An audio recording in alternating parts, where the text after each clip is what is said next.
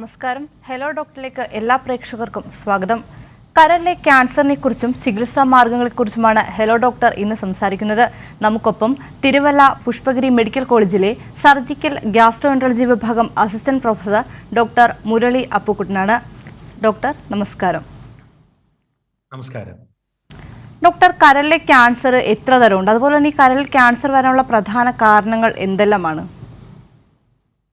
കരളിലെ ക്യാൻസർ എന്ന് പറയുമ്പോൾ ഏറ്റവും കോമൺ ആയിട്ട് കാണുന്നത് നമ്മളുടെ ഇൻഡസ്റ്റൈനിലോ വൻകുടലിലെയോ പാൻക്രിയാസിലെയോ മറ്റ് ഓർഗനുകളിൽ നിന്നും സ്പ്രെഡ് ആയിട്ട് വന്ന മെറ്റസ്റ്റാറ്റിക് ട്യൂമേഴ്സ് ആണ് ഏറ്റവും കോമൺ ആയിട്ട് നമ്മൾ കാണുന്നത്. കരളിലെ പ്രൈമറി ക്യാൻസറുകൾ എന്ന് പറയുന്നത് ഹെപ്പറ്റോസെല്ലുലാർ ക്യാൻസറും പിത്തനാളിയിൽ നിന്ന് വരുന്ന കൊളാഞ്ചിയോ കാർസിനോമയാണ്. അതിൽ ഹെപ്പറ്റോസെല്ലുലാർ കാർസിനോമയാണ് പ്രൈമറി ലിവർ ക്യാൻസർ, അതായത് കരളിനകത്ത് ഉത്ഭവപ്പെടുന്ന ക്യാൻസറുകളിൽ ഏറ്റവും കോമൺ ആയിട്ട് കാണപ്പെടുന്നത്. പലപ്പോഴും 90% പ്രൈമറി ക്യാൻസർ, അതായത് ഹെപ്പറ്റോസെല്ലുലാർ ക്യാൻസറും കാണപ്പെടുന്നത് സിറോസിസ് ഉള്ള രോഗികളിലാണ്. പലപ്പോഴും സിറോസിസ് ഇല്ലാത്തവരിലാണ് പലപ്പോഴും മെറ്റാസ്റ്റാറ്റിക് അല്ലെ സ്പ്രെഡായ ക്യാൻസറുകൾ കൂടുതലായിട്ട് കാണുന്നത്. ഫാറ്റി ലിവർ ചേഞ്ചുകളിൽ നിന്ന് നേരത്തെ ചോദിച്ചതുപോലെ റിസ്ക് ഫാക്ടേഴ്സ് എന്താണെന്ന്, ഏറ്റവും വലിയ റിസ്ക് ഫാക്ടർ എന്ന് പറയുന്നത് സിറോസിസ് ആണ്. ഇന്ന് നമ്മളുടെ സമൂഹത്തിൽ ഏറ്റവും അധികം കൂടി വരുന്നത് ഡയബറ്റിസ് കൂടുന്നു, അതുകൊണ്ടുള്ള ഫാറ്റി ലിവർ കൂടുന്നു. ഫാറ്റി ലിവർ വഴി ഫൈബ്രോസിസ് ആയി, സിറോസിസ് ആയി, നോൺ ആൽക്കഹോളിക് ഫാറ്റി ലിവർ ഡിസീസിൽ നിന്ന് ഉത്ഭവപ്പെടുന്ന സിറോസിസിൽ ഉണ്ടാകുന്ന ഹെപ്പറ്റോസെല്ലുലാർ കാർസിനോമ ആയിരിക്കും ഇനിയുള്ള കാലം ഏറ്റവും അധികം ഉണ്ടാവാൻ സാധ്യതയുള്ള റിസ്ക് ഫാക്ടർ. അതുകൂടാതെ പിത്തനാളിയിലെ ക്യാൻസറുകളും സിറോസിസ് ഉള്ള രോഗികളിൽ വരുന്നതാണ്. അതുകൂടാതെ ഹെപ്പറ്റൈറ്റിസ് രോഗങ്ങൾ, ഹെപ്പറ്റൈറ്റിസ് ബി, ഹെപ്പറ്റൈറ്റിസ് സി, അതുപോലെ തന്നെ അയൺ ഓവർലോഡ് സ്റ്റേറ്റ്, ഹീമോക്രോമറ്റോസിസ്, ചില കഞ്ചിനീറ്റൽ ജന്മന ഉള്ള ചില എൻസൈം ഡെഫിഷ്യൻസികൾ, ടൈറോസിനീമിയ, ഇതുപോലുള്ള കണ്ടീഷൻസിലും നമുക്ക് വിൽസൺസ് ഡിസീസ്, ഇതുപോലുള്ളതിലും നമുക്ക് ഈ ഹെപ്പറ്റോസെല്ലുലാർ കാർസിനോമ കാണപ്പെടുന്നതാണ്. ഡോക്ടർ, അതുപോലെ തന്നെ ഈ കരളിലെ ക്യാൻസർ എങ്ങനെ നമുക്ക് നേരത്തെ തിരിച്ചറിയാൻ പറ്റും? നമുക്കിത് തിരിച്ചറിയാം. പലപ്പോഴും കരളിലെ ക്യാൻസറിന്റെ പ്രശ്നം, കരളിന്റെ നമുക്ക് 70% കരള് മോശമാകുന്നിടം വരെ കരളിലെ പ്രശ്നങ്ങൾ നമുക്ക് അറിയാൻ സാധ്യതയില്ല. പലപ്പോഴും കരളിലെ ക്യാൻസറുകൾ സിറോസിസ് ഉള്ള രോഗികളിലാണ് കൂടുതലായിട്ടും കാണപ്പെടുന്നത്. അതുകൊണ്ട് പലപ്പോഴും ഇത് തിരിച്ചറിയുന്നത് വളരെ ലേറ്റ് ആയിട്ടാണ്. അതിന് നമുക്ക് ചെയ്യേണ്ടതെന്ന് പറഞ്ഞാൽ ഫാറ്റി ലിവർ ഉള്ള പേഷ്യൻസ്, നേരത്തെ ഫാമിലി ഹിസ്റ്ററി കരളിലെ രോഗങ്ങളോ സിറോസിസോ ഉള്ള രോഗികൾ നേരത്തെ തന്നെ ഒരു 6 മാസമെങ്കിലും കൂടുമ്പോൾ അൾട്രാസൗണ്ട് ചെയ്യുക, ബ്ലഡിലെ ടെസ്റ്റുകൾ, ലിവർ ഫംഗ്ഷൻ ടെസ്റ്റ് ചെയ്യുക, ബ്ലഡിലെ ട്യൂമർ മാർക്കറായ ആൽഫ ഫീറ്റോ പ്രോട്ടീൻ എന്ന് പറയും, AFP, അതും റെഗുലർ ആയിട്ട് 6 മന്ത്സ് കൂടുമ്പോൾ തന്നെ ചെയ്യുക. അത് സിറോട്ടിക് രോഗികൾ ആവശ്യമുള്ളപ്പം നേരത്തെ എൻഡോസ്കോപ്പി ചെയ്ത് തടിച്ച രക്തക്കുഴലുകൾ അന്നദാനത്തിന്റെ താഴെ ഉണ്ടോ എന്ന് നോക്കുക. അങ്ങനെ നേരത്തെ എല്ലാ മാസവും സർവൈലൻസിൽ ചെയ്യുന്ന രോഗികളാണ് നേരത്തെ തന്നെ നമുക്ക് കരളിലെ ക്യാൻസറുകൾ തിരിച്ചറിയാൻ പറ്റുന്നതാണ്. പലപ്പോഴും ചില പേഷ്യൻസിൽ പെട്ടെന്ന് കരളിന്റെ ഡീകോമ്പൻസേഷൻ വരിക, അതായത് പെട്ടെന്ന് വെള്ളം കെട്ട് വരിക, രക്തം ഛർദ്ദിക്കുക, ഇതുപോലുള്ള പ്രസന്റേഷനായിട്ടും കരളിലെ രോഗങ്ങൾ വരാറുണ്ട്. പലപ്പോഴും അത് ലേറ്റ് സ്റ്റേജിലാണ് പലപ്പോഴും ഇത് കാണപ്പെടുന്നത്. നമുക്കൊരു 10-20% രോഗികളെ മാത്രമേ സർജറി ചെയ്ത് രക്ഷിക്കാൻ സാധിക്കുകയുള്ളൂ.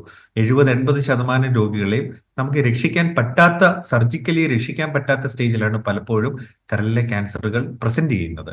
അതുകൊണ്ട് നേരത്തെ തന്നെ കരളിന്റെ പ്രശ്നങ്ങൾ ഉള്ളവർ, ഫാറ്റി ലിവർ ഒക്കെ ഉള്ളവര്, ഫാറ്റി ലിവർ ആസച്ച് പേടിക്കേണ്ട കാര്യമുള്ളതല്ല. 15-20 കൊല്ലം നമ്മുടെ ജീവിതശൈലി കൊണ്ടുണ്ടാകുന്ന പ്രശ്നങ്ങളാണ്. ആൽക്കഹോളിക് റീസൺ കൊണ്ട് വരാം, നോൺ ആൽക്കഹോളിക് ഇതുകൊണ്ടും നമുക്ക് സിറോസിസ് അല്ലെ ഈ ഫാറ്റി ലിവർ വരാം. ഫാറ്റി ലിവർ വന്ന് അത് പ്രോഗ്രസ് ചെയ്യുമ്പോൾ മാത്രമേ അത് സിറോസിസിൽ എത്തുള്ളൂ. ഫാറ്റി ലിവർ പെർസെ കുഴപ്പമുണ്ടാക്കുന്നതല്ല. സോ അങ്ങനെയുള്ള ആൾക്കാര് ഒരു ഗ്യാസ്ട്രോഎൻട്രോളജിസ്റ്റ് അല്ലെ ഹെപ്പറ്റോളജി ഡോക്ടറെയോ ഗ്യാസ്ട്രോ സർജനെയോ കണ്ട് നമ്മളത് ഫോളോ അപ്പ് ചെയ്യേണ്ടതാണ്. നേരത്തെ തന്നെ ഇത് കണ്ടുപിടിക്കാവുന്നതാണ് റെഗുലർ ഫോളോ അപ്പിലുള്ളപ്പോൾ. ഡോക്ടർ, അതുപോലെ തന്നെ മറ്റ് കരൾ രോഗങ്ങളിൽ നിന്ന് നമുക്ക് എങ്ങനെ ഈ കരളിലെ ക്യാൻസറിനെ തിരിച്ചറിയാൻ പറ്റും? അതായത് ലക്ഷണങ്ങൾ എന്തെല്ലാമാണ്? ടെസ്റ്റുകൾ, അങ്ങനെ ഓരോ കാര്യങ്ങളുണ്ട്, അതെല്ലാം എന്തെല്ലാമാണ്? പലപ്പോഴും ജോണ്ടിസ് ആയിട്ട്, അതായത് മഞ്ഞപ്പിത്തമായിട്ട് കരളിലെ ക്യാൻസർ വരാം. പലപ്പോഴും സിറോസിസിന്റെ ആദ്യത്തെ പ്രസന്റേഷനിൽ ചിലപ്പോൾ നമുക്കത് കാണപ്പെടാം. പിന്നെ വളരെയധികം തളർച്ച വരിക, അതൊക്കെയാണ് സിറോസിസിന്റെ ആദ്യത്തെ ലക്ഷണങ്ങൾ. അപ്പൊ സിറോസിസ് വന്നതിന് ശേഷമാണ് നമ്മൾ കൂടുതലായിട്ടും ശ്രദ്ധിക്കേണ്ടത്. എല്ലാ 6 മാസവും ഈ ടെസ്റ്റുകൾ ചെയ്തുകൊണ്ടിരിക്കേണ്ടത്. പലപ്പോഴും നമുക്ക് ബ്ലഡ് ടെസ്റ്റുകൾ ചെയ്ത് നോക്കാം. ആദ്യം തന്നെ ലിവർ ഫംഗ്ഷൻ ടെസ്റ്റ് ചെയ്ത് നോക്കാം. അതിൽ ബിലിറൂബിൻ കൂടുന്നുണ്ടോ, അതിൽ SGOT SGPT അത് കൂടുന്നുണ്ടോ എന്നുള്ളത് അറിയാം. കാരണം ചെറിയ രീതിയിലുള്ള നീർക്കെട്ടുകൾ അല്ലെ ഹെപ്പറ്റൈറ്റിസ് ഉള്ളപ്പോൾ ഇത് കൂടിയും കുറഞ്ഞും ഇരിക്കുന്നതായിരിക്കും. പിന്നെ ആൽക്കലൈൻ ഫോസ്ഫറ്റേസ് കൂടുന്നുണ്ടോ എന്ന് നോക്കണം.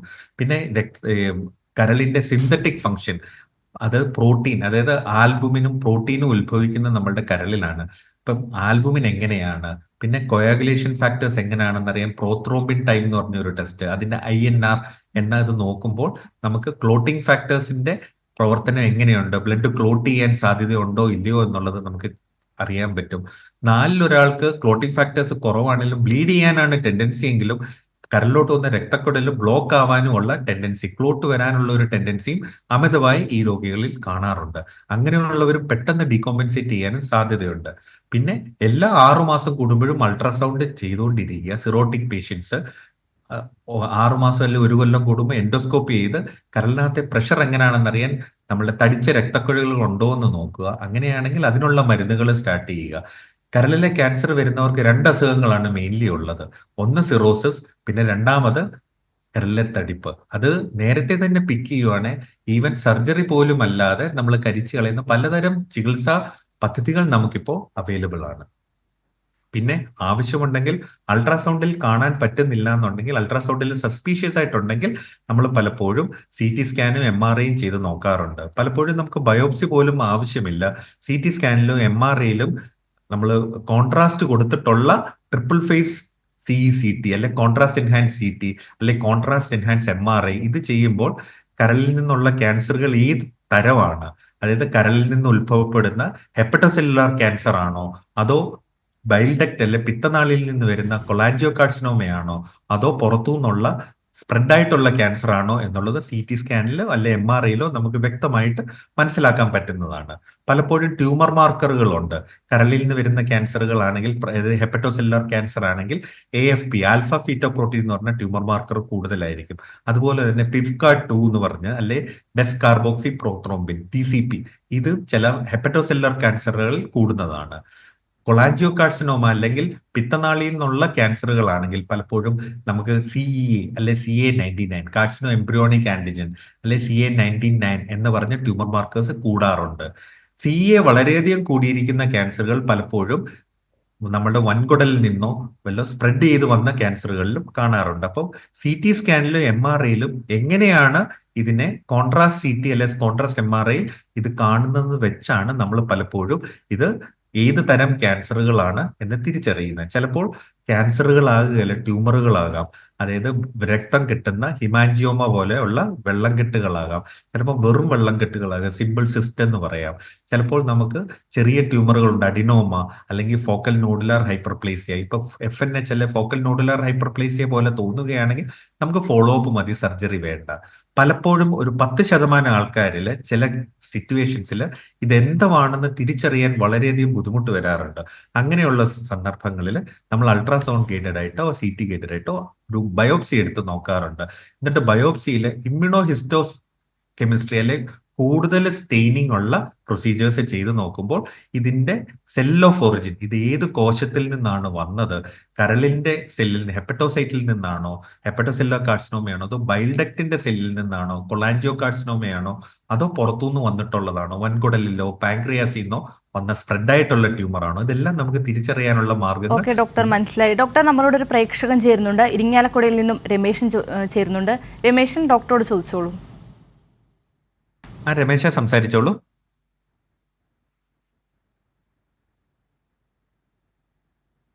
ഹലോ രമേശൻ ഡോക്ടറോട് ചോദിച്ചോളൂ. രമേശ സംസാരിച്ചോളൂ. അതിന്റെ ലക്ഷണങ്ങൾ എന്താണ്? ലിവർ സിറോസിസ് ഇല്ലേ? ഹലോ സാർ, ലിവർ സിറോസിസിന്റെ ലക്ഷണങ്ങൾ എന്താണ്? ലിവർ സിറോസിസ് പലപ്പോഴും നമുക്ക് ഏറ്റവും അധികം ക്ഷീണമാണ് കൂടുതലും അനുഭവപ്പെടുന്നത്. അത് പ്രോഗ്രസ് ചെയ്യുമ്പോൾ മാത്രമേ കാലയിൽ നീർക്കെട്ട് വരിക, വയറ് വീർത്ത് വരിക, രക്തം അങ്ങനെയൊക്കെ വരികയുള്ളൂ.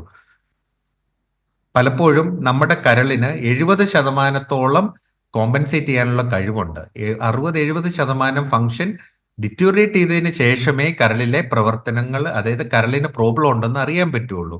പലപ്പോഴും കരളിൽ സിറോസിസ് ഉള്ളവരുടെയും ലിവർ ഫംഗ്ഷൻ ടെസ്റ്റ് എടുത്ത് നോക്കിയാൽ നോർമൽ ആയിരിക്കും. കാരണം ഒരു 60-70% കരള് മോശമാകുന്നിടം വരെ അത് പുറത്തു വരില്ല. അതുകൊണ്ടാണ് നമ്മൾ കരൾ മാറ്റിവെക്കൽ ശസ്ത്രക്രിയയിൽ ഡോണറിന്റെ 65-70% വരെ ഡോണറിന്റെ എടുത്തു മാറ്റുന്നത്. കാരണം 1 മാസത്തിനുള്ളിൽ തന്നെ അത് വളർന്ന് വലുതാകുന്നതാണ്. ഓരോ തവണയും സിറോസിസ് വന്ന് ഹെപ്പറ്റൈറ്റിസ് വന്ന് കുറയുമ്പോഴും കരളിന്റെ കട്ടി കൂടിക്കൊണ്ടിരിക്കും. 60-70% മാറുന്നിടം വരെ നമുക്ക് സിംറ്റംസ് വരത്തില്ല.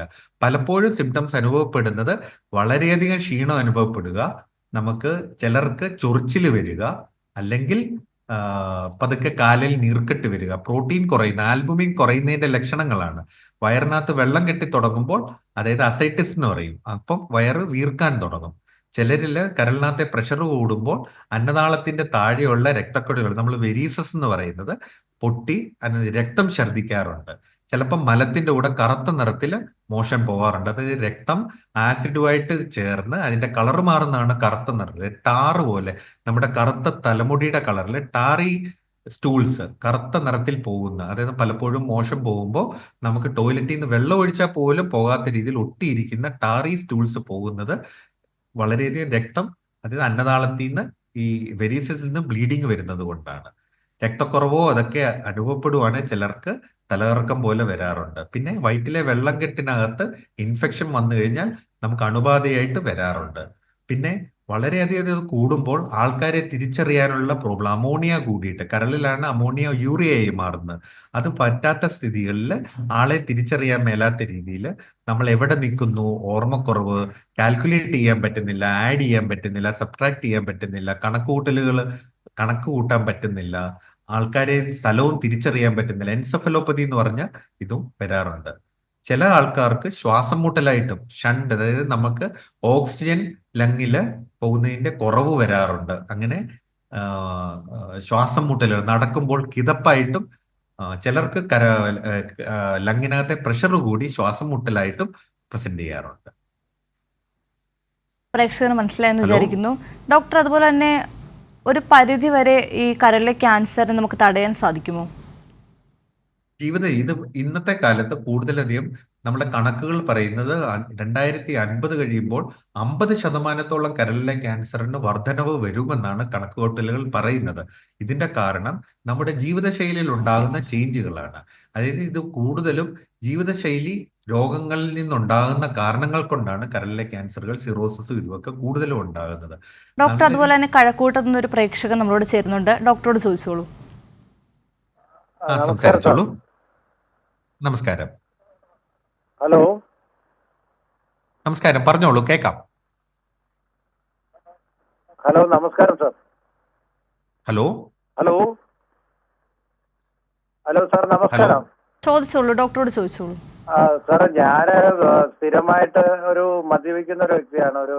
ഈ ദിവസം വൈകുന്നേരം മാത്രമേ ഉള്ളൂ ഒരു ക്വാർട്ടർ 150 മില്ലി കഴിക്കും. ഇപ്പം ഈ അടുത്ത കാലത്തായിട്ട് എനിക്ക് രാവിലെ എഴുന്നേൽക്കുമ്പോഴത്തേക്ക് വല്ലാത്ത ഒരു വൊമിറ്റിംഗ് ടെൻഡൻസി, കഫത്തിന്റെ ശല്യം ഉണ്ട്, എന്നാലും ഒരു വൊമിറ്റിംഗ് ടെൻഡൻസി. ഇത് ചില സമയത്ത് ഇങ്ങനെ ഛർദ്ദിക്കുമ്പോഴത്തേക്ക് വെള്ളം മാത്രമായിട്ട് ഇങ്ങനെ പോകും. അതായത് ഒരു ദ്രാവക രൂപത്തിൽ. അതിന് വേറെ ഇതിന്റെ ഈ മറ്റേ സാധാരണ നമ്മൾ ഛർദ്ദിക്കുമ്പോൾ പോകുന്ന പോലെ മറ്റേതൊന്നുമല്ല, വെള്ളം പോലെ ഇങ്ങനെ പോയിട്ട് പിന്നെ അത് കുറച്ച് കഴിയുമ്പോഴത്തേക്ക് ആ ടെൻഡൻസി നിൽക്കും. ഇത് കരൾ സംബന്ധമായ എന്തെങ്കിലും രോഗത്തിന്റെ ആദ്യ ലക്ഷണങ്ങളാണോ സാർ? ഇത് കൂടുതലും നിങ്ങൾക്ക് വയറിനകത്ത് ഗ്യാസ്ട്രൈറ്റിസിന്റെ ഭാഗമായിട്ട്, അതായത് വയറിനകത്തുണ്ടാകുന്ന അസിഡിറ്റി കൂടിയിട്ട്, അതായത് ഗ്യാസ്ട്രൈറ്റിസ് വന്നിട്ടുള്ള പ്രശ്നങ്ങൾ കൊണ്ടുള്ള ഛർദിയായിട്ടാണ് തോന്നുന്നത്. കരളിന്റെ ഇതുകൊണ്ടുള്ള പ്രസന്റേഷനേക്കാളിലും കൂടുതൽ ഇപ്പോൾ ഒരു ഗ്യാസ്ട്രൈറ്റിസ് ആണ്. മദ്യപിക്കുന്നത് ഒട്ടും നല്ലതല്ല. കാരണം നമ്മൾ മദ്യപിക്കുമ്പോൾ മദ്യത്തിന്റെ നമ്മളുടെ ആൽക്കഹോള് മെറ്റബോളൈസ് ചെയ്ത് അതിന്റെ നമുക്ക് നമ്മുടെ ശരീരത്തിൽ, നമ്മളുടെ കരളിനകത്ത് അതിനെ കുഴപ്പമില്ലാത്ത അതിന്റെ ബൈ പ്രോഡക്ട്സ് ആയിട്ട് മാറ്റാറുണ്ട്. പലരിലും ഈ എൻസൈംസിന് വ്യത്യാസം വരാറുണ്ട്.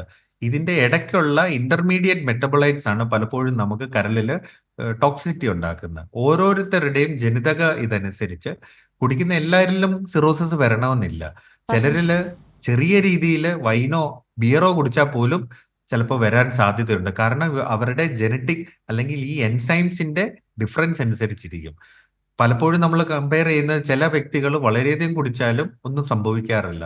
പക്ഷെ മജോറിറ്റി ആൾക്കാരിലും ഞാൻ പറഞ്ഞില്ല, ഓരോ തവണയും നമ്മൾ മദ്യപിക്കുമ്പോൾ കരളിനകത്ത് നീർക്കെട്ടുണ്ടാവും, അതിന്റെ സിംറ്റംസ് വരാറില്ല. അത് കരളിന് റീജനറേറ്റ്, അതായത് വളരാനുള്ള ടെൻഡൻസി ഉള്ളത് കൊണ്ട് അത് നല്ല രീതിയിൽ കരിയുന്നത് പോലെ തോന്നും. പക്ഷെ ഓരോ തവണ ഈ റീജനറേഷൻ വരുമ്പോഴും തടിപ്പുണ്ടാകാനും കട്ടി കൂടാനും ഉള്ള ടെൻഡൻസി കൂടി വരികയാണ്. നമ്മൾ ഒരു 60-70% കഴിയുന്നിടം വരെ നമ്മൾ അറിയില്ല. മദ്യപിക്കുന്നവർ ഒരിക്കലും അറിയാറില്ല. കരളിൽ പ്രശ്നം വന്നതിന് ശേഷം ഞങ്ങൾ കാണാറുള്ള എല്ലാ മദ്യപാനികളും മദ്യപാനം നിർത്താറുണ്ട്. പക്ഷെ ഒരിക്കലും രക്ഷിക്കാൻ മേലാത്ത രീതിയിൽ കരൾ മോശമായിട്ടാണ് നമ്മൾ കാണപ്പെടുന്നത്. നിങ്ങൾ ആദ്യം ചെയ്യുന്നത് ഇത് മദ്യപാനം നിർത്തുക എന്നുള്ളതാണ്. കേട്ടല്ലോ? അത് ഇപ്പം വരുന്ന ഈ ഛർദി കരളിന്റെ പ്രശ്നങ്ങൾ കൊണ്ടുള്ളതിലേക്ക് കൂടുതൽ നിങ്ങളുടെ സ്റ്റൊമക്ക് ഈ ആൽക്കഹോൾ ഒട്ടും ടോളറേറ്റ് ചെയ്യാത്തത് കൊണ്ടാണ്. അത് നിർത്തുക എന്നുള്ളതാണ് പ്രൈമറി. 58 വയസ്സായി, ഇനി മദ്യപാനം നിർത്തി എന്ത് ചെയ്യാൻ? 55 വയസ്സെന്ന് പറയുന്നത് അത്ര കുറവൊന്നുമല്ല. നമ്മൾ അങ്ങനെ ചിന്തിക്കേണ്ട കാര്യമില്ല. ഈ WHO പറയുന്ന 65 വയസ്സ് വരെ യൗവനമാണെന്നാണ്. കേട്ടോ? അതുകൊണ്ട് 55 വയസ്സ് നിങ്ങൾ കൂടുതലായിട്ടൊന്നും കഴിയരുത്. 55 വയസ്സിലാണ് നിങ്ങൾ ഏറ്റവും അധികം റെസ്പോൺസിബിലിറ്റീസും നിങ്ങളുടെ വീട്ടിലെ ഏറ്റവും കൂടുതൽ കാര്യങ്ങൾ ചെയ്തു തീർക്കുന്നു. ഇപ്പം നിങ്ങൾ ഈ ചെയ്യുന്നതിന്റെ പ്രോബ്ലംസ് നിങ്ങൾ ഇപ്പോഴല്ല അനുഭവിക്കാൻ പോകുന്നത്, 10-15 കൊല്ലം കഴിഞ്ഞിട്ടാണ്. പ്രേക്ഷകന് മനസ്സിലായെന്ന് വിചാരിക്കുന്നു. ആ രീതി ഡോക്ടർ, അതുപോലെ തന്നെ നമ്മൾ നേരത്തെ ചോദിച്ചൊരു ചോദ്യമുണ്ട്, അതായത് ഒരു പരിധിവരെ എങ്ങനെ ഈ കരളിലെ ക്യാൻസറിനെ തടയുന്നത്. ഇപ്പൊ ഡോക്ടർ പറഞ്ഞു, മദ്യപാനത്തിന്റെ കാര്യം പറഞ്ഞു, അപ്പം ഈ പുകവലി കൊണ്ട് ഇതിന് നന്നായിട്ട് ദോഷം ചെയ്തില്ലേ? അതിനെ കുറിച്ചുകൂടെ പറയാമോ? പുകവലിയും മദ്യപാനവും പൂർണ്ണമായും നിർത്തേണ്ടതാണ്. ഇതെല്ലാം റിസ്ക് ഫാക്ടേഴ്സ് ആണ്. ബൈൽ ഡക്ട് ക്യാൻസേഴ്സിനാണേലും ഈ പുകവലി കൊണ്ടും ഉണ്ടാകാറുള്ളതാണ്. നമുക്ക് ചില റേഡിയോഗ്രാഫേഴ്സ് പോലുള്ള ജോലി ചെയ്യുന്നവർക്കും ഇതിന്റെ റിസ്ക് ഫാക്ടേഴ്സ് കൂടുതലാണ്. നമുക്ക് കൂടുതൽ എക്സ്പോഷേഴ്സ് കിട്ടുന്ന, റേഡിയേഷൻ എക്സ്പോഷർ കിട്ടുന്നവർക്കും ഇതുപോലെ വരാവുന്നതാണ്. അപ്പം പിന്നെ അതുപോലെ അത് ഡയബറ്റിസ് ആയിരിക്കും ഇനിയുള്ള കാലം ഏറ്റവും അധികം ഈ ഫാറ്റി ലിവർ ഉണ്ടാക്കി നമുക്ക് സിറോസിസിലോട്ട് എത്തിക്കുന്നത്. അതുകൊണ്ട് ഡയബറ്റിസ് നല്ല രീതിയിൽ കൺട്രോൾ ചെയ്യുക. ജീവിതശൈലി ഡിസോർഡർ ആണ്. നമ്മുടെ കേരളത്തിൽ നോക്കുമ്പോൾ 20%, 18 അല്ലെങ്കിൽ 20% ആൾക്കാർ ഡയബറ്റിക് ആണ്. അതായത് നമ്മൾ 5 പേര് സംസാരിക്കും, അതിൽ ഒരാൾ ഡയബറ്റിക് ആയിരിക്കും. ഈ ഡയബറ്റിസ് ആയിട്ടുള്ളവർ അത് കൺട്രോൾ ചെയ്യാതിരിക്കുക. എന്തുകൊണ്ട് ഡയബറ്റിസ് ഏർലി ഏജിൽ വരുന്നു എന്നുള്ളത് നമ്മൾ ചിന്തിക്കുക. നമ്മുടെ ജീവിതശൈലി കൊണ്ടാണ്. നല്ല രീതിയിൽ എക്സസൈസ് ചെയ്യുക, നല്ല രീതിയിൽ കാർബോഹൈഡ്രേറ്റ് വളരെ കുറയ്ക്കണമെന്നല്ല, അതായത് നമ്മൾ ആവശ്യമില്ലാതെ ചോറ് 3 നേരം കഴിക്കുക, അതുപോലുള്ളത് കുറച്ചിട്ട് നല്ല പ്രോട്ടീൻ കഴിക്കുക, ആവശ്യത്തിന് ആഹാരം കഴിക്കുക, സമയത്തിന് ആഹാരം കഴിക്കുക, പഞ്ചസാര, ഉപ്പ്, അതുപോലുള്ള പുറത്തുനിന്നുള്ള ഫാസ്റ്റ് ഫുഡുകൾ ഇതൊക്കെ നമുക്ക് കുറയ്ക്കുക. അങ്ങനെ ജീവിതശൈലി കുറച്ചാൽ തന്നെ ഒരു പരിധി വരെ നമുക്ക് ഈ സിറോസിസ് ഫോർമേഷൻ കുറയ്ക്കാൻ പറ്റും. പിന്നെ അതുപോലെ തന്നെ ജീവിതശൈലി നമ്മളുടെ ചില ഈ സിറോസിസ്, ഫാറ്റി ലിവർ അതുപോലുള്ളത് നേരത്തെ കണ്ടുപിടിക്കുകയാണെങ്കിൽ ഡോക്ടർ ഒരു നിമിഷം. ഡോക്ടർ, ഇപ്പോൾ ഒരു പ്രേക്ഷകൻ നമ്മളോട് ചേരുന്നുണ്ട്. ആലപ്പുഴയിൽ നിന്നും കണ്ണൻ ചേരുന്നുണ്ട്. കണ്ണൻ, ഡോക്ടറോട് ചോദിച്ചോളൂ. കണ്ണൻ സംസാരിച്ചോളൂ. ഡോക്ടറോട് ചോദിച്ചോളൂ. ഹലോ ഡോക്ടറെ, നമസ്കാരം. ഹലോ ഡോക്ടർ, നമസ്കാരം. ഹലോ ഡോക്ടർ, പറഞ്ഞോളൂ, കേൾക്കാം. ഹലോ ഡോക്ടറെ, എനിക്ക് 48 വയസ്സ്. എനിക്ക് 48 വയസ്സാണ്.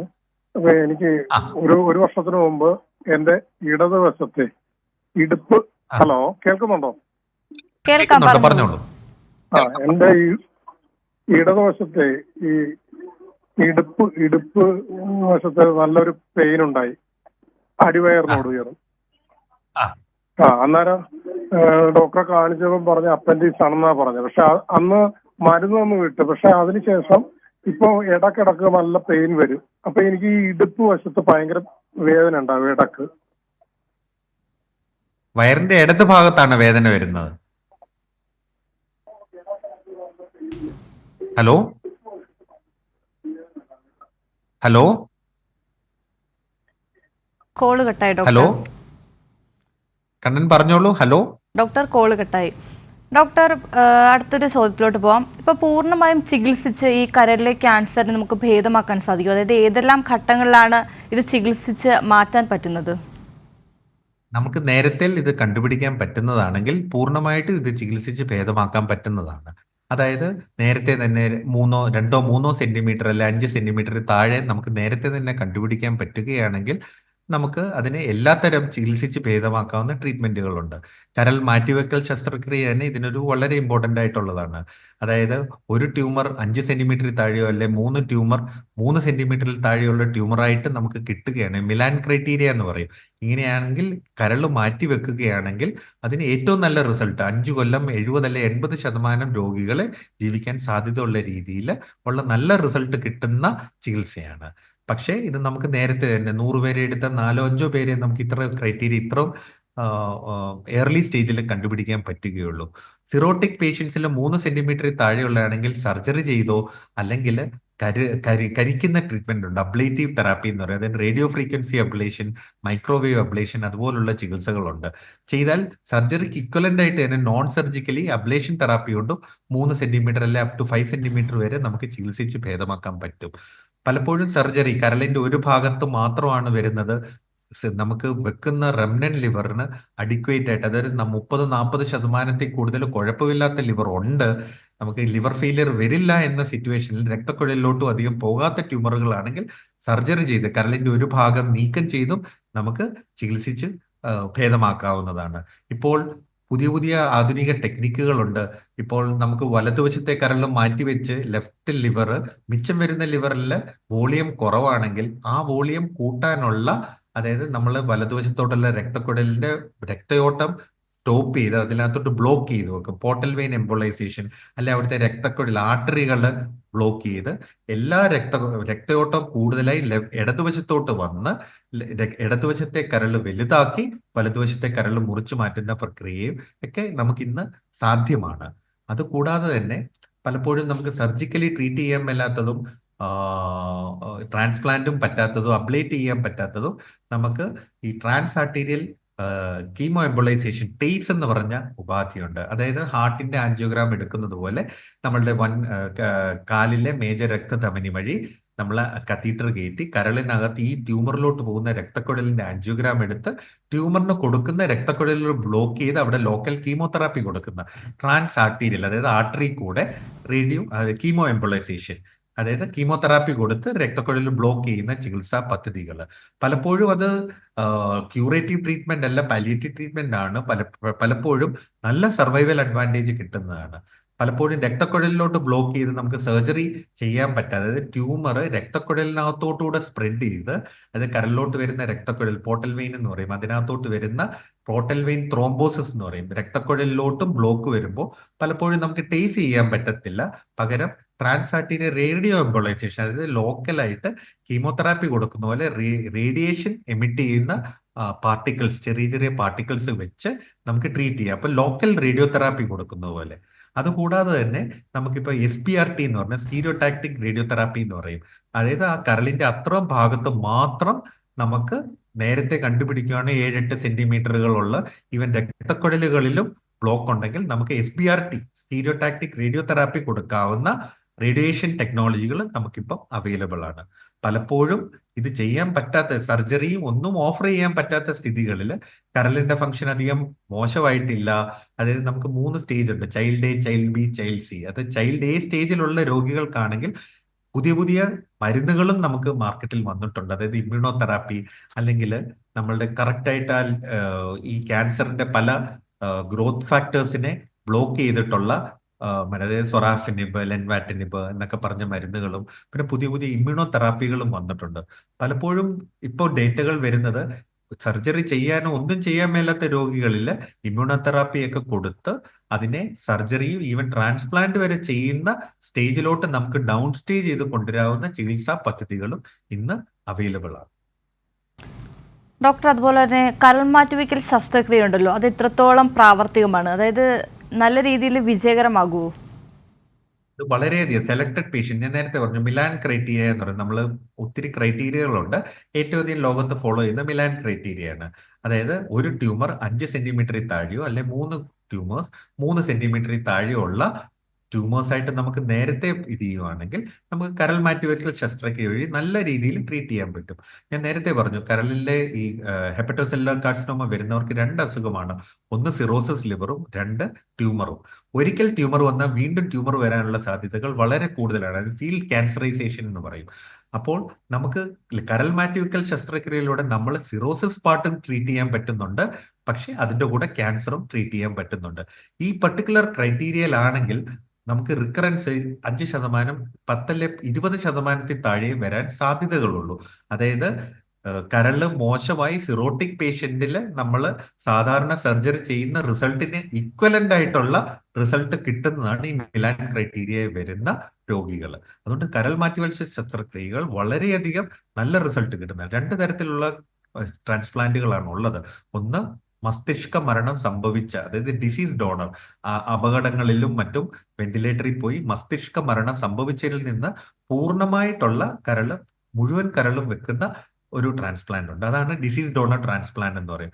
രണ്ടാമതുള്ള ലൈവ് ഡോണർ ട്രാൻസ്പ്ലാന്റ്, അതായത് നമ്മുടെ ബന്ധുക്കളിൽ നിന്ന് 18-50 വയസ്സിൽ നല്ല ആരോഗ്യവതിയുമായിട്ടുള്ള വ്യക്തികളിൽ നിന്ന്, ബന്ധുക്കളിൽ നിന്ന്, നമ്മുടെ പ്രൈമറി, അതായത് സഹോദരങ്ങൾ, അച്ഛൻ, അമ്മ, അങ്ങനെ നമ്മുടെ റിലേറ്റീവ്സിൽ നിന്ന് ബ്ലഡ് ഗ്രൂപ്പ് മാച്ചിങ് ആയിട്ട്, അതായത് നമ്മൾ ബ്ലഡ് കൊടുക്കുന്ന പോലെ, അതായത് AB ഗ്രൂപ്പാണ് ഏതും സ്വീകരിക്കാം, O ഗ്രൂപ്പാണ് Oയ്ക്ക് മാത്രമേ പറ്റുള്ളൂ, O ഗ്രൂപ്പ് ആർക്ക് വേണേലും കൊടുക്കാം എന്ന് പറഞ്ഞ പോലെ പോസിറ്റീവ് ഓർ നെഗറ്റീവ് ബാധ്യതയില്ല. ഒരു നിമിഷം ഡോക്ടർ, ഒരു പ്രേക്ഷകൻ നമ്മളോട് ചേരുന്നുണ്ട്. ഹരിപ്പാട് നിന്നും ശ്രീചന്ദ്രൻ ചേരുന്നുണ്ട്. ശ്രീചന്ദ്രൻ, ഡോക്ടറോട് ചോദിച്ചോളൂ.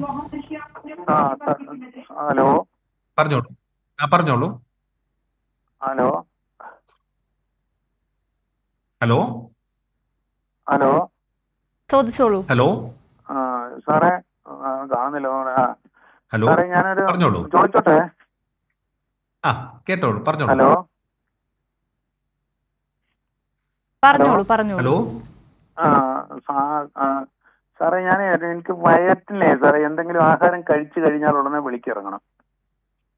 ഓക്കെ, കേൾക്കാൻ അത് നിങ്ങളുടെ ഇത് കൂടുതലും എപ്പോഴും കഴിച്ചു കഴിയുമ്പോൾ തന്നെ നോർമലി ടോയ്ലറ്റിൽ പോകണമെന്ന് തോന്നുന്ന ഫീലിംഗ് ആണ് അല്ലേ? ഇത് കൂടുതൽ ഒരു ഇറിറ്റബിൾ ബവൽ സിൻഡ്രോമിന്റെ സിംറ്റം ആയിട്ടാണ് തോന്നുന്നത്, കരളിന്റെ പ്രോബ്ലം ആയിട്ടല്ല. ബേസിക്കലി നമ്മളുടെ ജീവിതശൈലി കൊണ്ടും നമ്മളുടെ ഓരോരുത്തരുടെ ആങ്സൈറ്റി അതൊക്കെ വരുമ്പോൾ, നമുക്ക് ടെൻഷനുകൾ, സ്ട്രെസ് ഇതൊക്കെ വരുമ്പം നമ്മളുടെ വയറിലായിരിക്കും പലർക്കും ചില വ്യക്തികളിൽ നമുക്ക് സിംറ്റംസ് വരുന്നത്. അതായത് നമ്മളുടെ തലയ്ക്കകത്തുള്ള പോലുള്ള നെർവ് ഫൈബേഴ്സ്, നമ്മളുടെ ഇൻഡസ്ട്രിയിൽ ഒത്തിരി നെർവസ് സിസ്റ്റം ഉണ്ട്. അപ്പോൾ അവിടെ ഉണ്ടാകുന്ന ആ കെമിക്കൽസിൽ ഉണ്ടാകുന്ന വ്യതിയാനങ്ങൾ, നമുക്ക് സ്ട്രെസ്, ഉറക്കം അതൊക്കെ വരുന്നവരിലാണ് ഇത് കൂടുതലായി കാണപ്പെടുന്നത്. നല്ലൊരു ജീവിതശൈലിയും നല്ല എക്സസൈസുകൾ, ഹൈ ഫൈബർ ഉള്ള നാരുള്ള പച്ചക്കറികൾ, കേർഡ് ബേസ്, തൈര് കൂടുതലായിട്ട് കഴിക്കുക, ഇതുപോലുള്ളതൊക്കെ ചെയ്തു കഴിഞ്ഞാൽ നിങ്ങളുടെ ഈ സിംറ്റം ഒന്ന് കുറയുന്നതായിരിക്കും. കുറയുന്നില്ലെങ്കിൽ അടുത്തുള്ള ഒരു മെഡിക്കൽ ഗ്യാസ്ട്രോ അല്ലെങ്കിൽ ഗ്യാസ്ട്രോ സർജനെയോ ഗ്യാസ്ട്രോ എൻട്രോളജിസ്റ്റിനെയോ ഒന്ന് കാണിക്കുക. കരൾ സംബന്ധമായിട്ടുള്ളതിൽ ഇങ്ങനെയുള്ള ഇത് കുറവാണ്. ഇതൊരു ഇറിറ്റബിൾ ബവൽ സിൻഡ്രോം പോലെയാണ് തോന്നുന്നത്. ശരി ഡോക്ടർ, പ്രേക്ഷകന് മനസ്സിലാക്കുന്നു. ഡോക്ടർ, അതുപോലെ തന്നെ രോഗികൾ പൊതുവെ ശ്രദ്ധിക്കേണ്ട കാര്യങ്ങൾ എന്തെല്ലാമാണ് സർജറിക്ക് ശേഷം? ഒന്ന് ചെറുതായിട്ടൊന്ന് ചുരുക്കി പറയാമോ? അതെ, ട്രാൻസ്പ്ലാന്റ് കഴിഞ്ഞ രോഗികൾ ജീവിതകാലം മുഴുവനും ഇമ്മ്യൂണോ സപ്രസൻസ് കഴിക്കേണ്ടതായിട്ടുണ്ട്. അത് നമ്മുടെ ട്രാൻസ്പ്ലാന്റ് ഹെപ്പറ്റോളജിസ്റ്റ് അല്ലെങ്കിൽ ട്രാൻസ്പ്ലാന്റ് സർജനെ കാണിച്ച് റെഗുലറായിട്ട്, അത് സർജറി കഴിഞ്ഞ് ആദ്യത്തെ 2-3 മാസങ്ങളിൽ എല്ലാ 2 ആഴ്ച 3 ആഴ്ച കൂടുമ്പോഴും കാണേണ്ടതായിട്ട് വരും.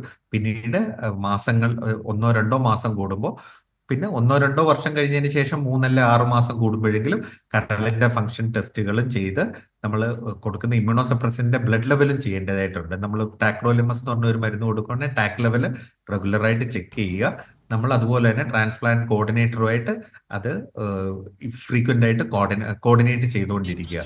എന്തെങ്കിലും പ്രശ്നങ്ങൾ, എന്തെങ്കിലും ഫീവർ, എന്തെങ്കിലും പ്രശ്നങ്ങൾ ഉണ്ടെങ്കിൽ ഉടൻ തന്നെ ഡോക്ടറുമായിട്ട്, അതായത് പനി വരികയോ, വയറ് ഒഴിഞ്ഞു പോവുകയോ, ഗ്യാസ്ട്രെൻറ്ററൈറ്റിസ് വരികയോ, തലവേദനകൾ വരികയോ, അങ്ങനെ എന്തെങ്കിലും പൊട്ടാസ്യം, ബ്ലഡിൽ പൊട്ടാസ്യം, മഗ്നീഷ്യം, അതിന്റെ ക്രിയാറ്റിനിൻ, ഇതിന്റെയൊക്കെ ലെവലുകൾക്ക് വ്യത്യാസം വരികയോ നീർക്കെട്ട് അനുഭവപ്പെടുകയോ ചെയ്യുകയാണെങ്കിൽ പെട്ടെന്ന് തന്നെ ഡോക്ടറിന്റെ അടുക്കൽ ചെല്ലേണ്ടതാണ്. ശരി ഡോക്ടർ. ഡോക്ടർ, കരളിലെ ക്യാൻസറും ചികിത്സാ മാർഗങ്ങളെക്കുറിച്ചുമാണ് ഇന്ന് നമ്മൾ ഹലോ ഡോക്ടറോട് സംസാരിച്ചത്. നമ്മുടെ കൂടെ ഉണ്ടായിരുന്നത് തിരുവല്ല പുഷ്പഗിരി മെഡിക്കൽ കോളേജിലെ സർജിക്കൽ ഗ്യാസ്ട്രോ എൻട്രോളജി വിഭാഗം അസിസ്റ്റന്റ് പ്രൊഫസർ ഡോക്ടർ മുരളി അപ്പുക്കുട്ടനാണ്. ഹലോ ഡോക്ടറിൻ്റെ ഇന്നത്തെ എപ്പിസോഡ് ഇവിടെ അവസാനിക്കുകയാണ്. നമസ്കാരം.